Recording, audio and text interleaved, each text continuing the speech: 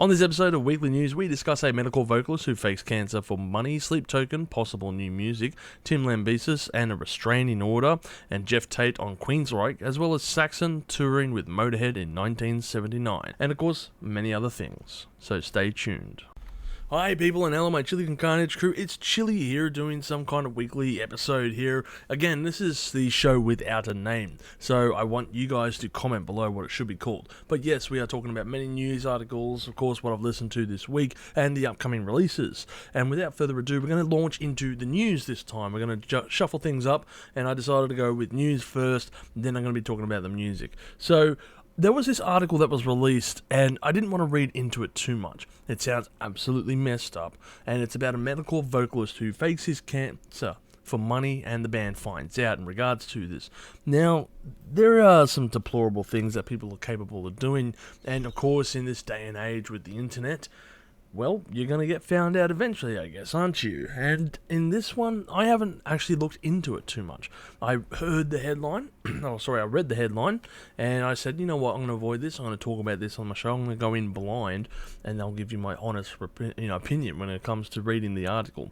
So this is from Mental Injection here, titled, What the F Medical Vocalist Fakes Cancer for Money, Band Finds Out. So, a Thai medical band Analin, I think it is ending their 20-plus year career on a pretty effed up note. Back in July, they have this vocalist, Nathapon Bon Juta, I can't pronounce your name, sorry, Juta the V1, I think it is, revealed that he was diagnosed with stomach cancer. A fundraiser was launched in conjunction with him and the record label, of course, Grayscale Records, to help with his treatment and medical bills. As the fundraiser noted, due to the health system in Thailand, there is no insurance at all that pay the upcoming things that are necessary for help. Now, it's pretty messed up to note that, of course, Thailand, a country with such wealth, varying wealth, I should probably add, has no health system in place like this. But I mean, I've been to Thailand, I know exactly what it's like. It's pretty messed up at times, but the thing is, obviously it says that it was all bullshit. Now, there's a statement that was issued by the singer saying that he never had cancer and that he lied to everyone for money. Not entirely surprising in the current situations that we are all facing, but I want to read a bit more into that before I again make my comments on that statement. But anyway, he notes that his problems stem from personal financial struggles, including debts from illegal loans. Oh god. Illegal loans in Thailand. We've all seen The Hangover Part 2, we know what it's about. And poor business decisions that I failed to manage over the years. And of course he faked his cancer to help pay them back. Oh, this just gets worse, doesn't it? They can dig up stupid, that's all I can think about. But this is only going to get worse, isn't it? As far as I'm reading it, this is just going to get much worse. Now, he notes that he acted alone, and both Analin and Grayscale Records had no knowledge of the situation. If true, okay, fair enough. Unsurprisingly, everyone in Analin has distanced themselves from the singer, and that is absolutely no surprise here. The quote that we have here again from the singer: I would like to offer my sincerest apologies to everyone for everything that has transpired, especially for both the deception around my health issues and the false claims that were made. Now, I deeply regret my actions and fully accept responsibility for the mistakes I have made. I am truly sorry for the harm and distress this has caused. To further go on in the quote, the problems I have faced stem from personal financial struggles, including debts from illegal loans and poor business decisions that I have failed to manage over the years. We read that part. The situation escalated to the point where I couldn't see a way out, and I was placed under immense pressure, both financially and personally, which led me to the mistakes that I have made. Now, let's have a look again, back up to the statement where he was facing personal financial struggles. Now, I'm not going to absolve this guy for what he has done. It is an absolute shitty thing that he has done.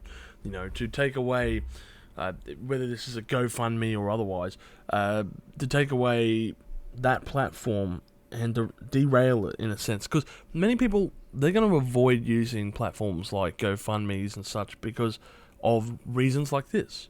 There are people who have genuine issues, and this just devalues the whole platform.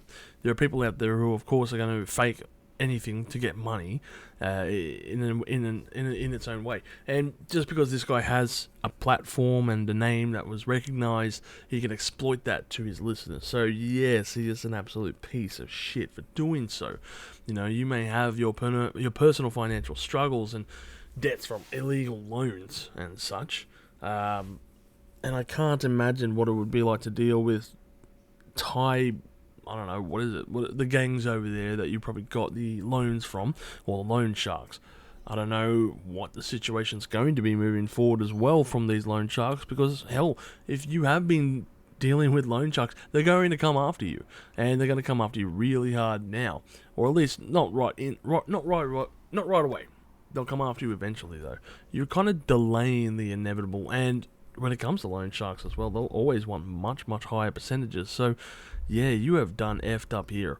As for the poor business decisions, it doesn't go into depth as to what business decisions he made, but, you know, that's, again, look, everyone can do what they want with their money when they earn it. As far as risk and reward and such, that's entirely on you. And especially when he mentions that I failed to manage it over the years, well, again, that's entirely on you. You know, you clearly had interest in these issues, this business, because it would direct money towards you. And if you've managed it incorrectly, well, I'm sorry to say that it is entirely your fault. This is an absolutely messed up scenario. Now, this all being said, I guess it also points back to the current situation that many, many musicians would be facing round about now in particular, or more like in this new era. Because current musicians, they don't really live off record sales like they once did some 20, 30, 40 years ago. Back in the day, for example, and I've covered this in my episode regarding Incubus and my review on the Morning View album 23 years after, and how Spotify pays sweet fuck all when it comes to bands. But, you know, when it comes to musicians back in the day, they would release an album and the tour would help obviously sell the record that they just put out. You know, record sales were through the roof because that was the only way to consume music. So that's why back in the day, you would have musicians who sold millions and millions of records, earned shitloads of money, and they could live off of that.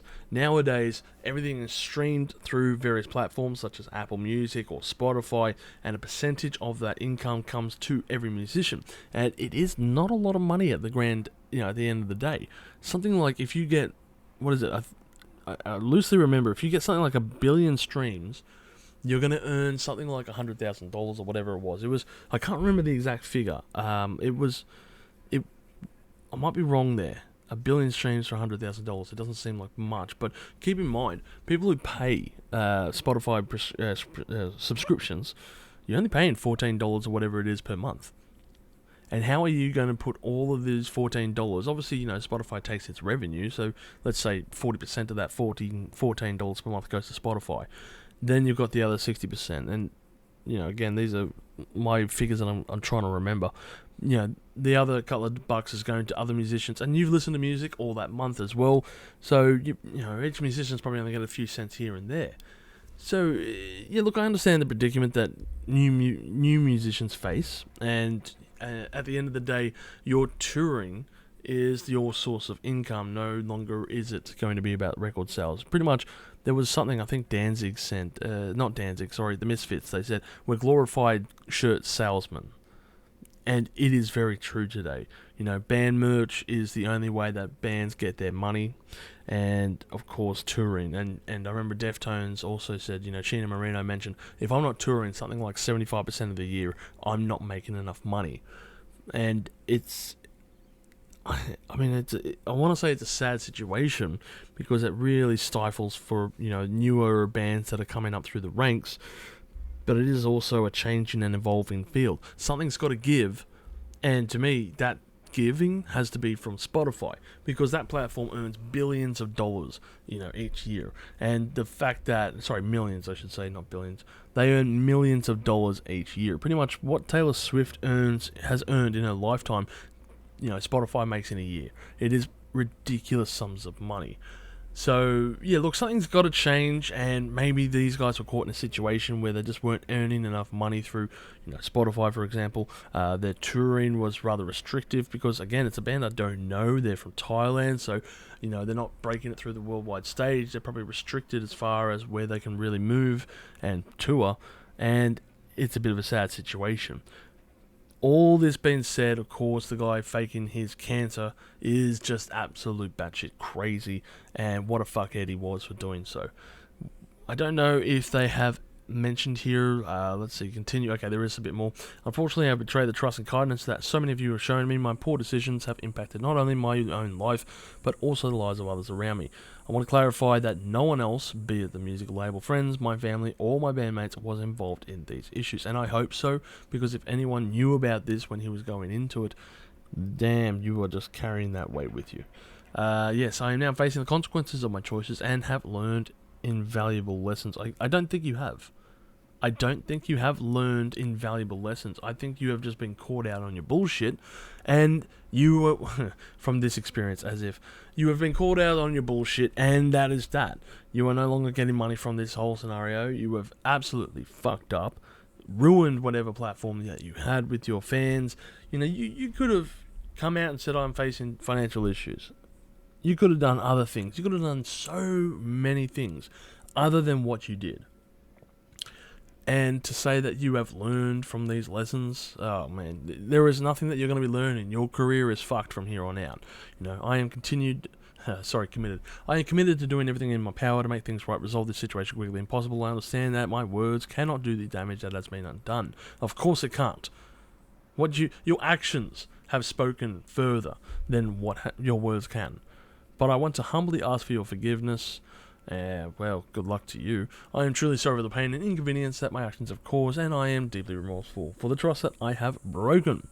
The band themselves has suspended all activities, including performances, merchandise sales, and any use of the band's name in any capacity. I'm actually curious, can I find these guys on Spotify right now? Because I'm going to be checking that out as we speak, because if they have taken themselves off the platform, that's just another thing as well. So that's Annalyn. Yeah, it's a really bad spelled name. Annalyn. So, checking them out. Okay, the artist is on Spotify. I can still see here. Interesting. They had the top song is a video, rather, Holy Gravity, featuring CJ McMahon. Interesting. So they seem to have some pretty big hits. Seems like all the albums are on the platform. Yeah, they've got 3 albums on the platform, a bunch of singles. I don't know how many albums they've got, but it seems at this point they're still there. Now, merchandise sales, of course, everything that's going to be taken down in its capacity, and I gotta feel bad for the rest of the band members, because at this point, this is their livelihood too, and they didn't ask for any of this. They didn't put themselves in this scenario. It's because of one selfish individual now that their whole band is probably going to split up, and they're going to have to find other bands or such to be a part of. So they've ruined a whole band name, a platform, their whole chances and careers, all because of this one selfish individual. And it's a sad state of things. I feel sorry for the rest of the band, and of course the situation they are currently going through, and I hope that no one else goes to them and says, this is your fault too. It sounds to me like this is the action of one selfish individual rather than the whole band, and they didn't know. So I feel sorry for the other band members. I don't feel sorry for the singer. I don't think he's learned his lessons. You're going to have to speak. You can apologise 1,000 times over, but it's going to be your actions moving forward that's going to decide whether or not that you had any kind of repercussions or learnt anything. So we shall see in the future what comes out of this. One on the plus side though, this has thrust them into the spotlight, but for all the wrong reasons. So who knows? Now we go on to the next article, which is Sleep Token, and apparently it sounds like a new Sleep Token music is going to be coming out, which is interesting because Sleep Token, they released an album, what was it, I think back in 2023, last year, I'm pretty sure it was, that they released an album only recently.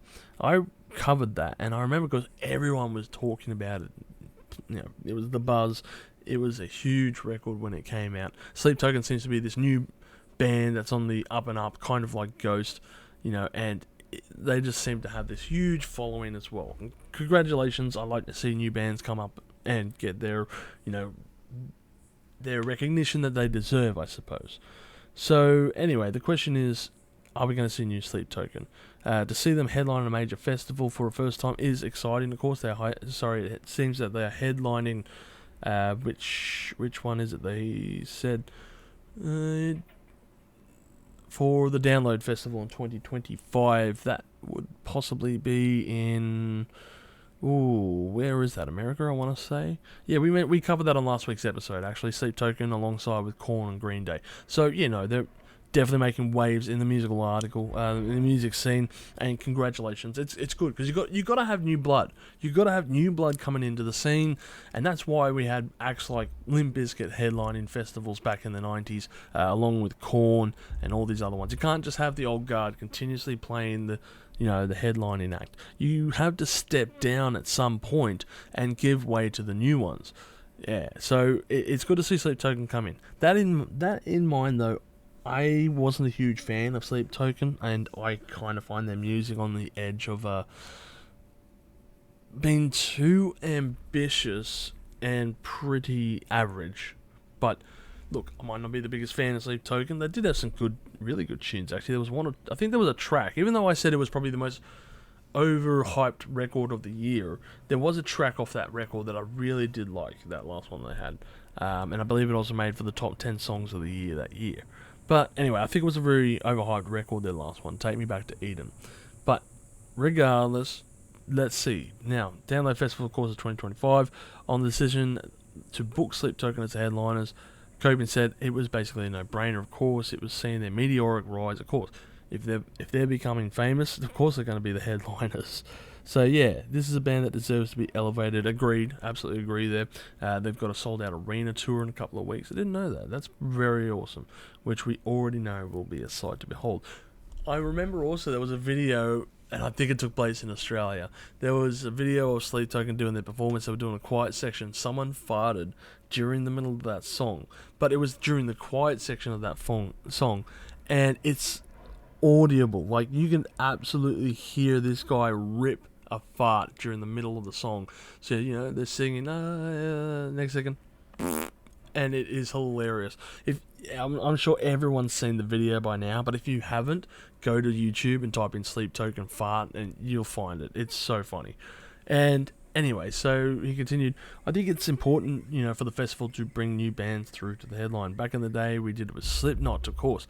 I did it with Avenged Sevenfold and Biffy Clyro. In 2023, we did it with Bring Me the Horizon. Yeah, look, Bring Me the Horizon, they headlined the Good Things Festival back in 2022.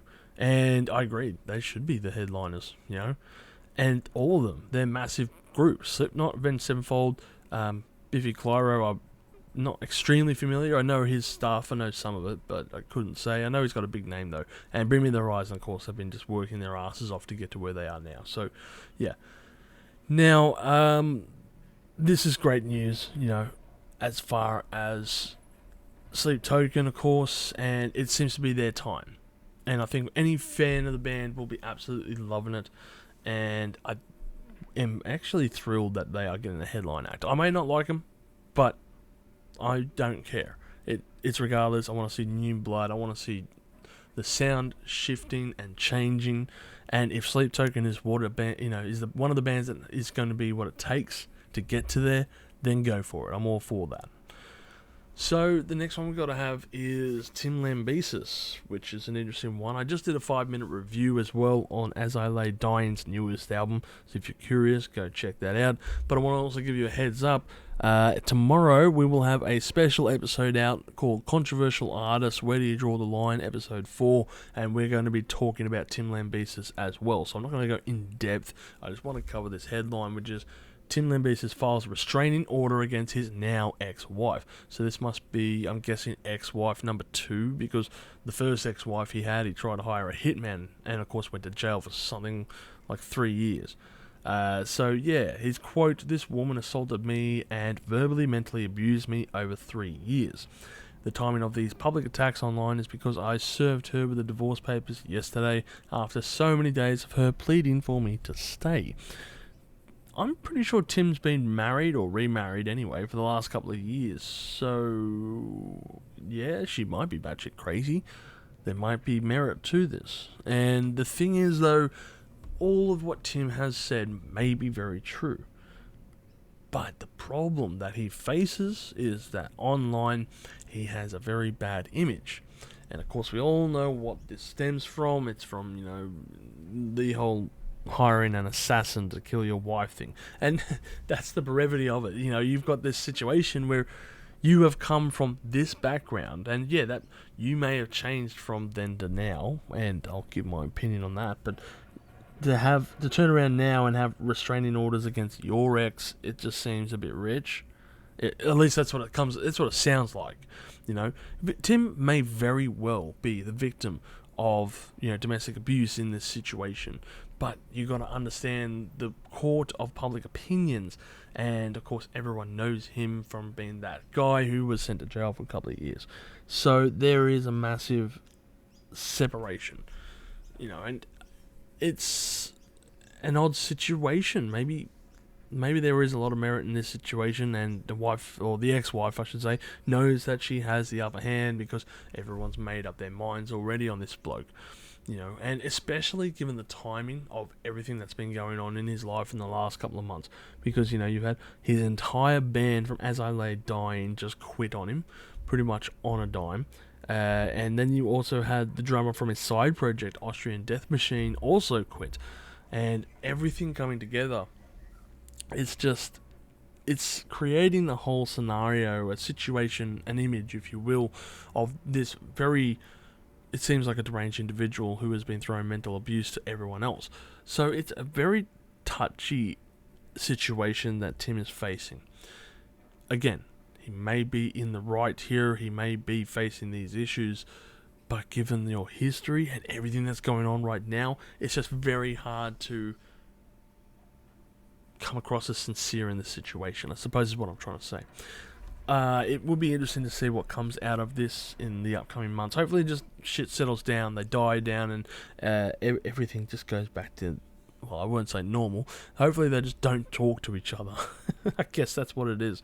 So, yeah, it's definitely a situation that no one really wants to see, no one wants to be a part of, but at the end of the day, that's just what it is. Yeah, he's filed restraining orders against his ex-wife. So, anyway... Who knows what's going on in that background there. There is a lot of cogs moving, and I don't think we're going to see the full picture of it at the end of the day, at least for quite a while, and maybe even some biopic, but who knows. So next up, we're going to be talking about Geoff Tate for a second. And Geoff Tate, of course, the former vocalist for Queensryche, and he was asked a question about if there was a reunion as a possibility. His quote was, "I think it's pretty unlikely. In fact, there's not really a band anymore." And this is a pretty interesting one, because obviously Geoff Tate, in short, the issues that they faced was Queensryche fired Tate's wife Susan as the manager of the band without Tate being present. Obviously tensions arose over the next few months, and then Tate was fired in later that year. So he did a couple of little side projects or whatever called Operation Mindcrime and Sweet Oblivion. Of course, Operation Mindcrime is the most famous album that the band released, and as such, he's kind of capitalizing on, I guess, that whole thing, on their name, or at least a derivative of. Now, apparently, I'm not a huge Queensryche fan, right? I know a few of their albums, but it says here that he did an album called Frequency Unknown, and this was apparently released as Queensryche as well, but it's technically him only, and not the rest of the band. Am I reading this right here? I'm reading it up quickly on Wikipedia. So it was released by Geoff Tate's temporary version of the band before a settlement determined that only the other band members were entitled to use the name Queensryche. Okay, so technically this was released as Geoff Tate's Queensryche. Okay.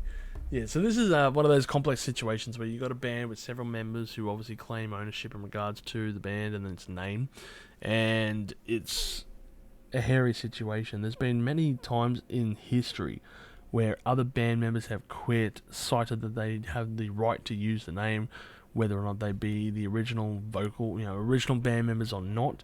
And, bands like Yes, for example, is a perfect example of, people who have split from the band and done other things as well. Started off with bands like Asia and all this such. Another one as well will be Jefferson Airplane. They are massively splintered and have 1,001 many other bands.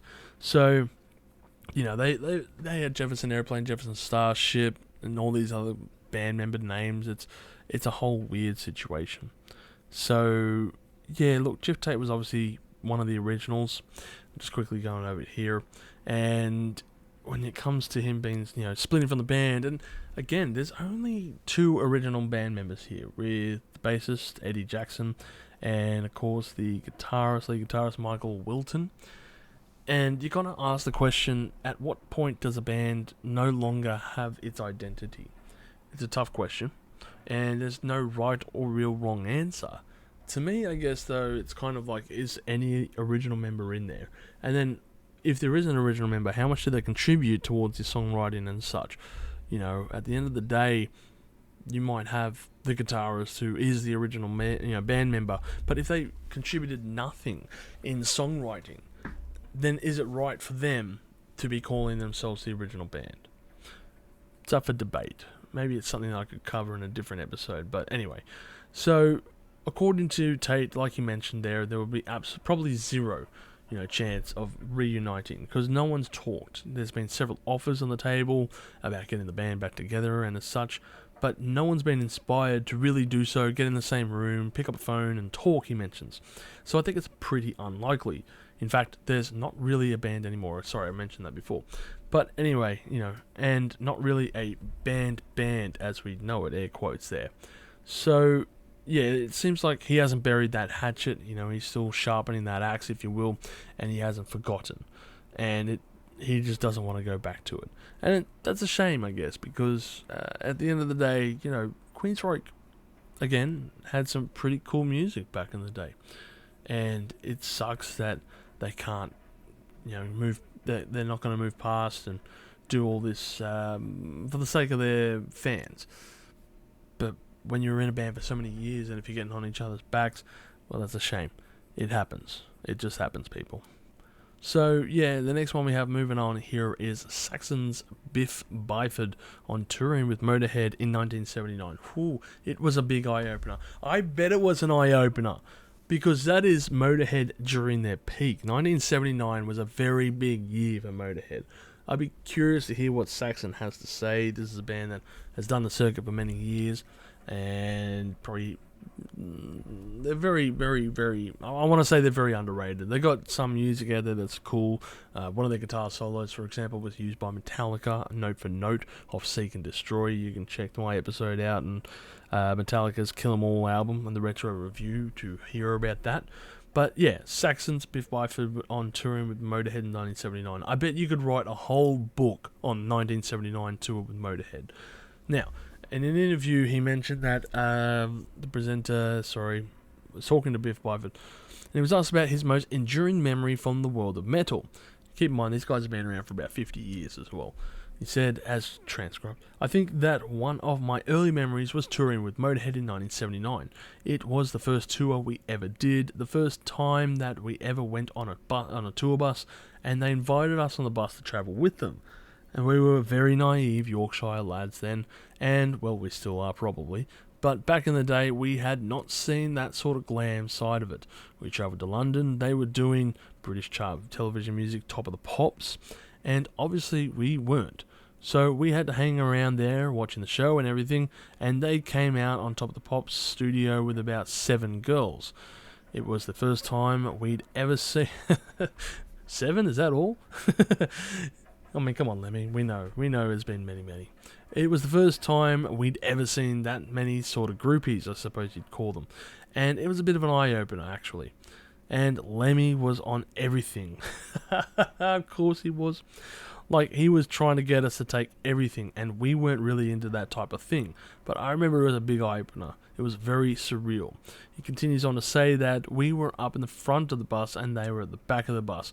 And yeah, it was a great time, and they helped us a lot in our early career. They were big friends of ours and remained friends forever. But I always remember that first tour that we did with Motorhead. It was a big eye-opener because it was like 30 days or something, no days off, and every day on the bus and every day was on the bus or in the hotel. They would do multiple nights everywhere. The beginning, the tour, there'd be one show in Birmingham, one in London, and by the end of the tour, we'd have done like 3 dates in Birmingham and 3 shows in Hammersmith, and of course, Hammersmith was, I believe, the live recording at this time anyway. That was the recording of No Sleep Till Hammersmith. So that's interesting to hear, of course, that he recalls this show. And I'm sure this was the No Sleep Till Hammersmith, the very famous Motorhead recording there. It was like an ongoing thing, so I think that's one of the big memories. Saxon recently announced, of course, Hellfire and Steel tour of continental Europe, which they will not only see the band performing songs from its latest album, Hellfire and Damnation, damn shame, but will also the whole of Wheels of Steel. That is the album you want to hear, which was released 45 years ago. Interesting number. So, yeah, look, that's big one. Wheels of Steel is a good record from them. I can't speak highly of Hellfire and Damnation. Don't really remember it too much, to be honest. I just remember the covers albums they did. I covered that in a 5-minute review, and I thought it was absolutely shithouse. But anyway, Saxon Spiff Byford just remembers Motorhead's tour, and I don't think if anyone goes on tour with Motorhead, any musician out there, and you ask them about it, I'm sure they go, oh yeah, this happened, like there would be some weird story to it, because there are so many bands I've read where they went on tour with Lemmy, and this happened, and he tried to get me to take this, and a donkey was here, and something else, fireworks or some shit, and it's nuts. It's absolutely nuts in the end of the day. And I could only imagine what was going on, especially in 1979 and Motorhead's tour. Wow, that would have been crazy. Now, before we go into, what music I've been listening to this week, I just wanted to give a quick shout out to Deep in the Forest. It's a song by Doopie Doo, that's Doopiiidoo.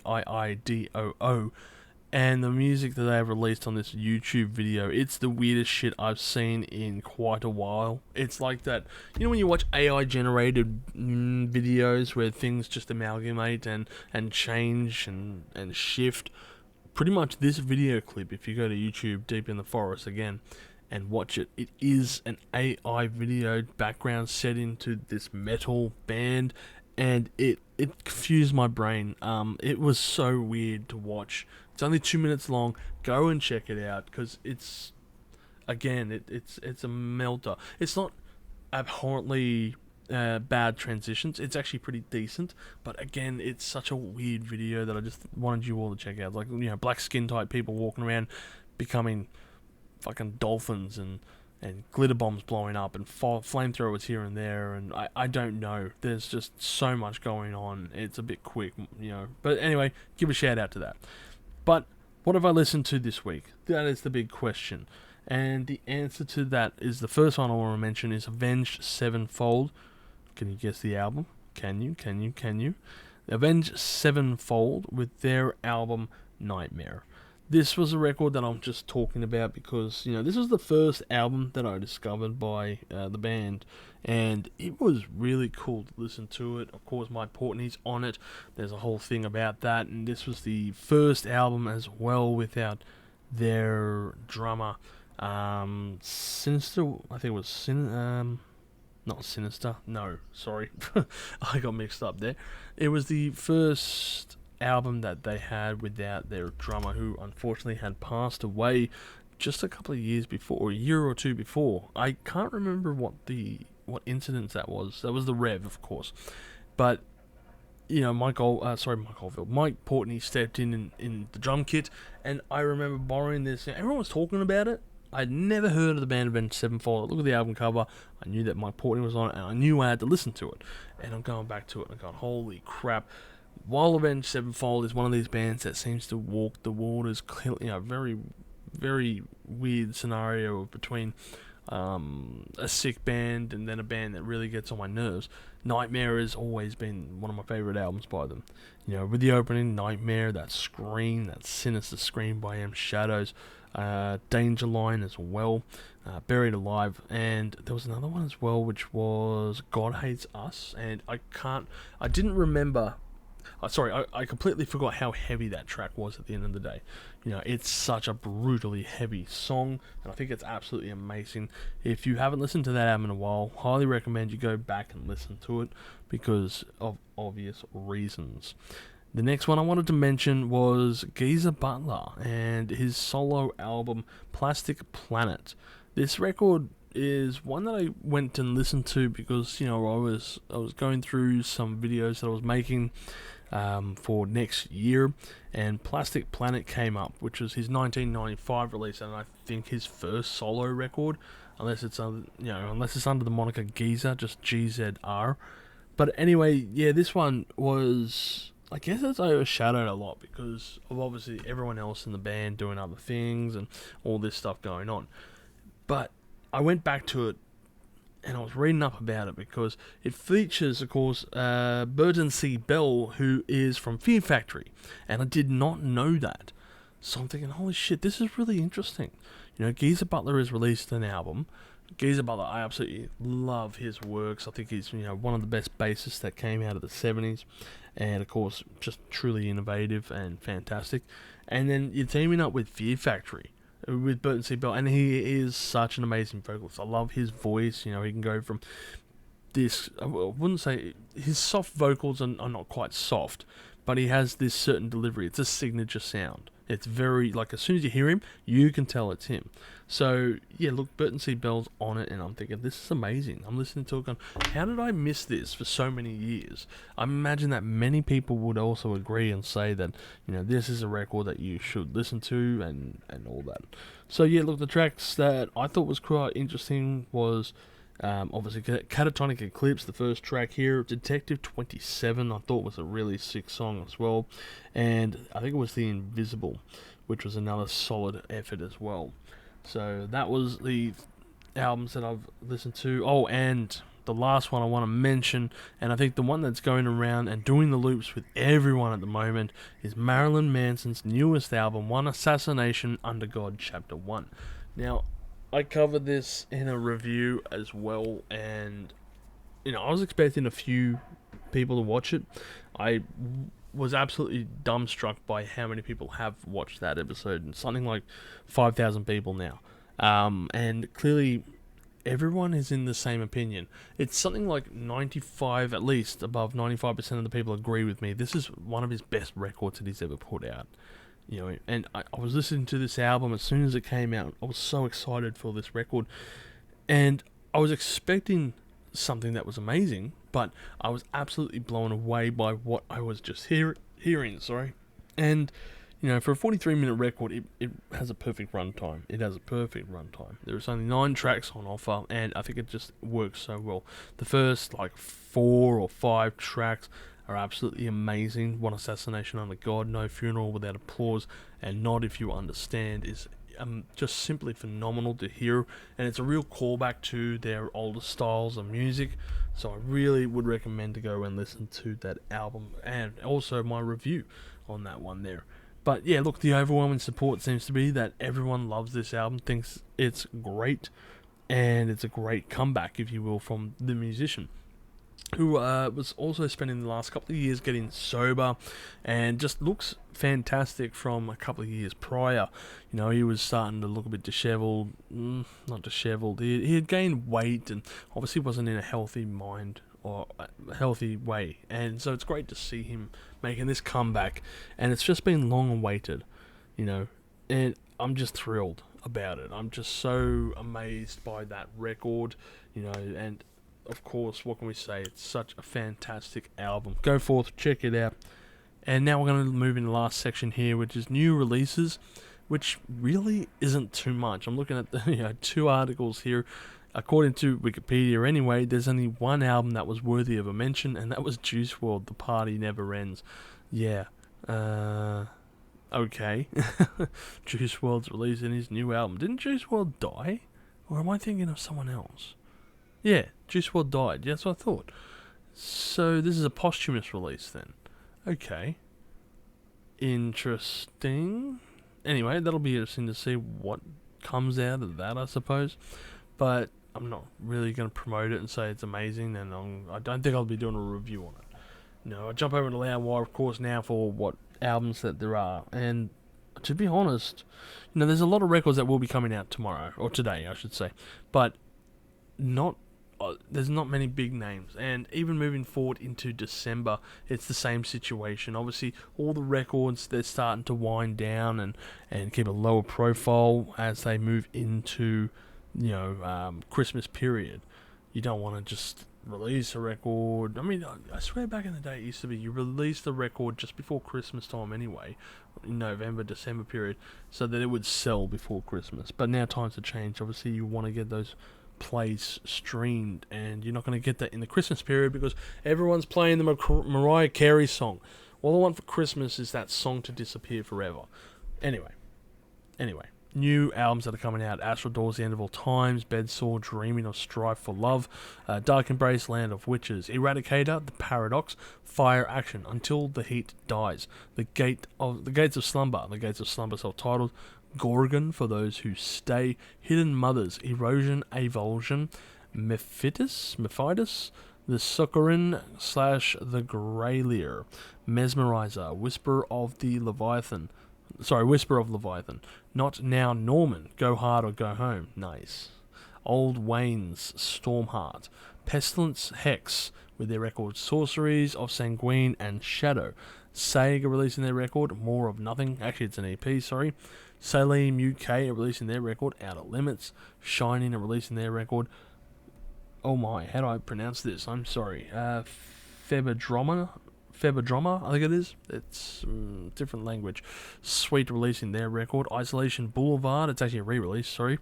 Total Hate are releasing their record. Forthcoming Age of the Reaper, Ulva are releasing their album. Luminal Animals. And The Watcher are releasing an album, Out of the Dark.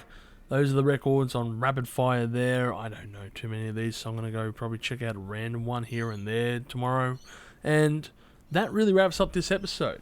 So, thank you very much again for listening to me rant on and just talk utter shite.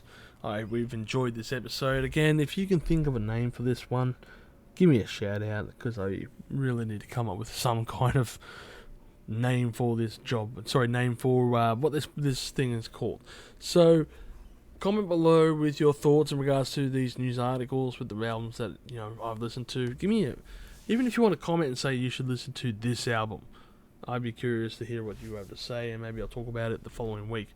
But as always, you have a great day, people. Stay spicy out there and do the usual stuff.